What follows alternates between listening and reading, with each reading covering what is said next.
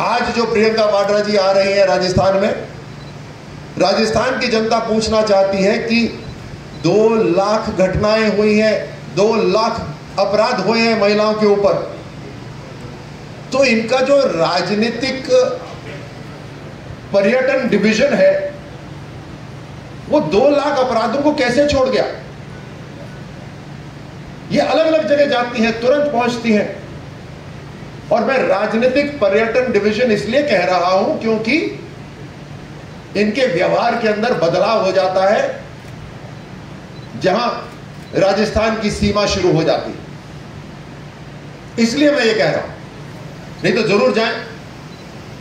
तो राजनीतिक पर्यटन डिवीजन राजस्थान को कैसे भूल गया जहां 2 लाख महिला अपराध रजिस्टर्ड हैं? और ये रजिस्ट्री हमने नहीं करी, ये कांग्रेस की सरकार ने ही करी।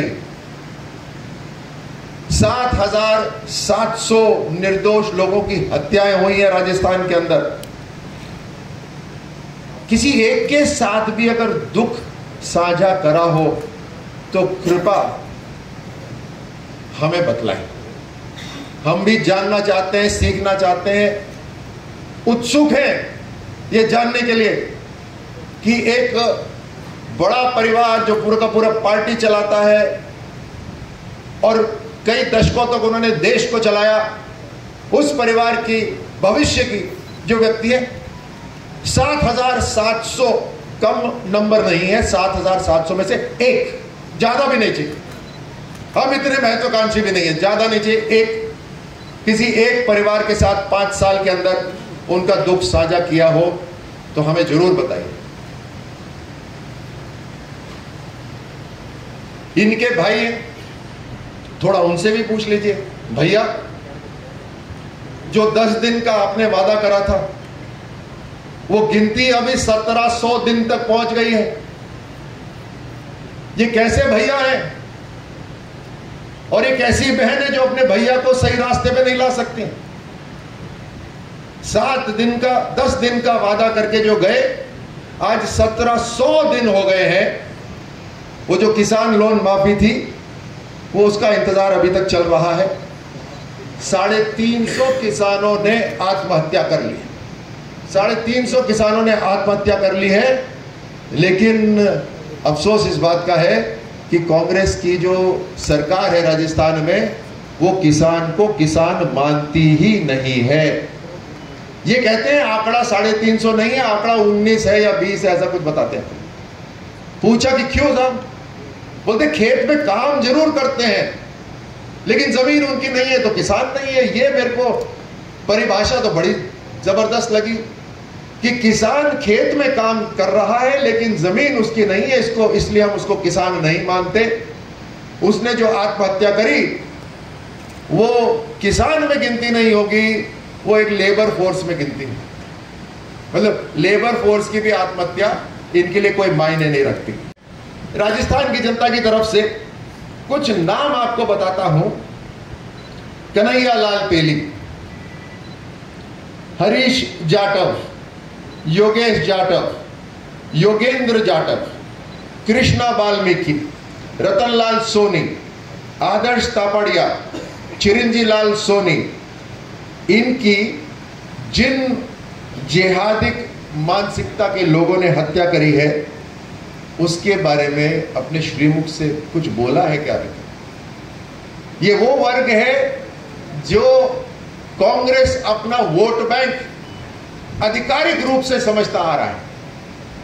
काम नहीं करेंगे लेकिन वोट बैंक मान के चलेंगे। आज नहीं, दशकों से, मतलब कैप्चर कर लिया है, बंदी बना लिया है, काम कुछ नहीं करेंगे। ये सारे के सारे नाम जो मैंने गिनाए हैं ये आप ही से आए हैं, आपके अखबार में छपे। एक शब्द किसी के लिए बोला हो अपने श्रीमुख से, राजस्थान की जनता को कृपया अवगत करा दे, जानकारी दे दे। हमारा 7वां सवाल वही आता है।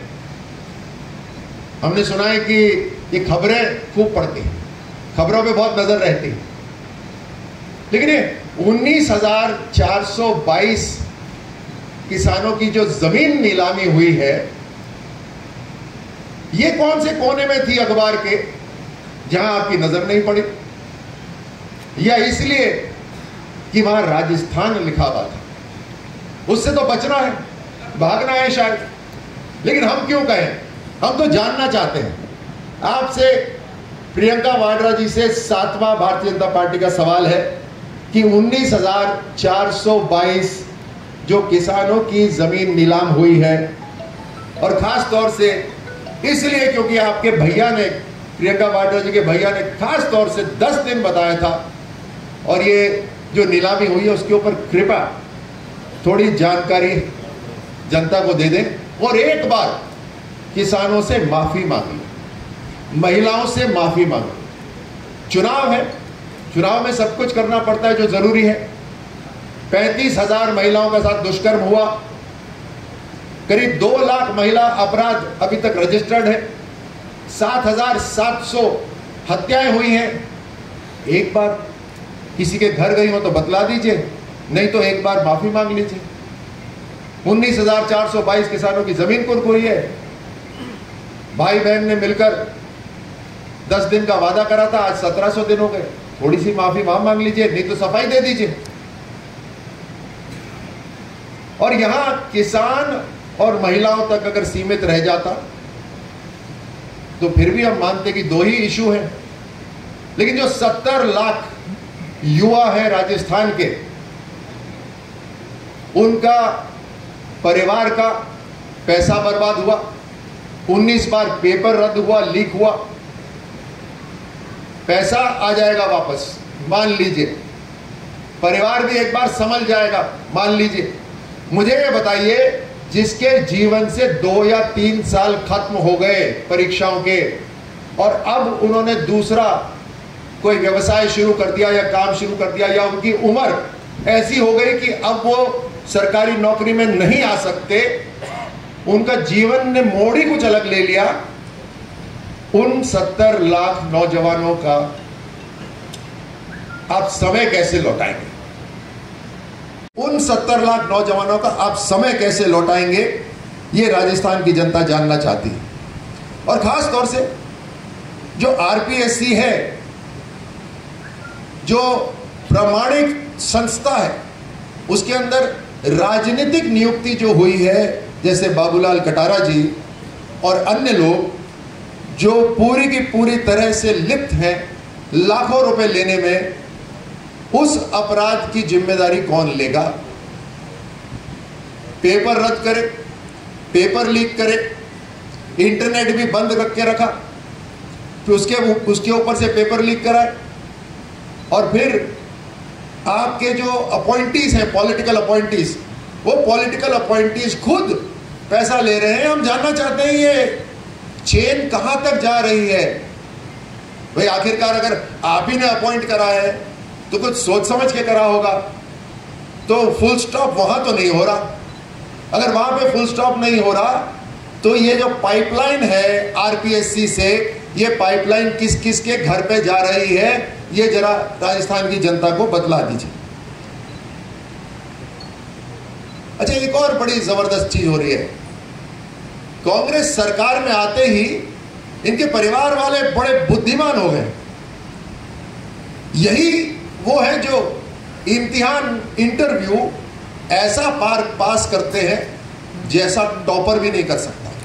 रिटर्न में नंबर कम है, ये इत्तेफाक आप देखिए, रिटर्न में नंबर कम है और एक नहीं 4-4, 5-5 है, लेकिन इंटरव्यू में ऐसे माशाअल्लाह क्या जबरदस्त है कि हर तरह से उत्तीर्ण है।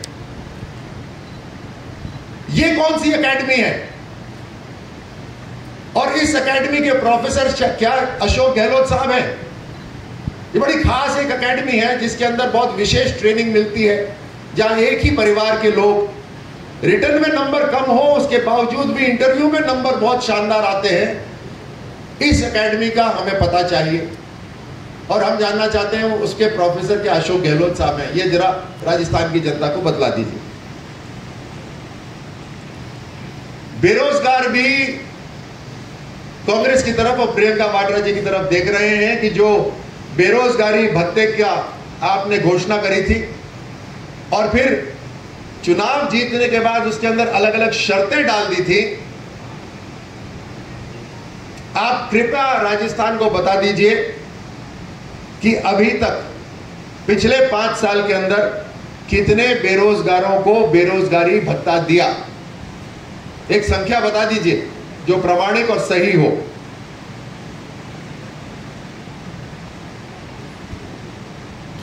इन्हीं के विधायक इन्हीं की सरकार के ऊपर आरोप उठाते हैं, बार बार वो आरोप लगाते हैं इनकी सरकार पर। इनके गृह मंत्री जो मुख्यमंत्री भी हैं, उन्हीं के सचिवालय के अंदर सरकार की अलमारियों के अंदर फाइलों की जगह सोना और पैसा मिलता है। राजस्थान को इस लूट से प्रियंका वाड्रा जी कैसे बचाएंगी? उनकी अगले 5 साल की क्या योजना है कि वो गृह मंत्री, अलग अलग मंत्री, अलग अलग विधायक जो इन्हीं की सरकार पे आरोप लगा रहे हैं और सचिवालय के अंदर सोना मिल रहा है, उससे राजस्थान की जनता को कैसे बचाएंगे? ये बार बार सवाई माधोपुर जाती हैं। पिछली बार दौसा आई थी, दौसा से भी सवाई माधोपुर गई। ये राजस्थान में कहीं पे भी जाती है, सवाई माधोपुर जब जरूर जाती हैं। हम ये जानना चाहते हैं, सचिवालय की अलमारी तो पकड़ी गई, ये सवाई माधोपुर में क्या छुपाया हुआ है? कौन कौन लोग बार बार सवाई माधोपुर जा रहे हैं? वहां किस चीज का संरक्षण करना है? क्या चीज आप बार बार जाके देखना चाहते हो कि सुरक्षित है? ये सवाई माधोपुर में क्या छुपाया हुआ है? चुनाव से पहले ये जनता जानना चाहती है। भारतीय जनता पार्टी के ये 12 सवाल हैं जो प्रियंका वाड्रा जी से हमने पूछे हैं। चुनाव सर पर है। राजस्थान के जो हाल बेहाल कांग्रेस ने करे हैं, चाहे वो युवा हो, महिलाएं हो, किसान हो, लॉ एंड ऑर्डर हो, अलगाववाद हो, लूट हो, झूठ हो, इन सब से जुड़े हुए हमारे ये 12 सवाल हैं। और ऐसी बात इसमें हमने करी है जो बात हमने शुरू नहीं करी, प्रियंका जी ने ही शुरू करी थी। तो उनकी तीखी नजर, उनके तेज बोल, हम जानना चाहते हैं कि वो स्पष्टीकरण दे दें ताकि राजस्थान की जनता संतुष्ट हो जाए। राजस्थान के अंदर हर रोज हर संभाग से और तकरीबन हर जिले से इस तरह की खबरें आती हैं जहां घिनौने ढंग से या तो दुष्कर्म हुआ हो या घिनौने ढंग से हत्याएं हुई हो। ऐसे ऐसे तरीके की आपके रोंगटे खड़े हो जाएं, आपका दिल अंदर से दहल जाए। या तो आईसिस सीरिया में और इस तरफ इराक में इस तरह की हत्याएं हो रही थी या राजस्थान के अंदर हो रही। मैं भारतीय जनता पार्टी की तरफ से राजस्थान के अंदर जितने भी अलगाववादी हैं, जितने भी गुंडे बदमाश जो इन सब घटनाओं को घटित कर रहे हैं, उन्हें चेतावनी देना चाहता हूं। समय है, निकल जाइए। 3 दिसंबर आखिरी दिन है, उसके बाद हम निकलने नहीं देंगे। कार्रवाई होगी उनके ऊपर।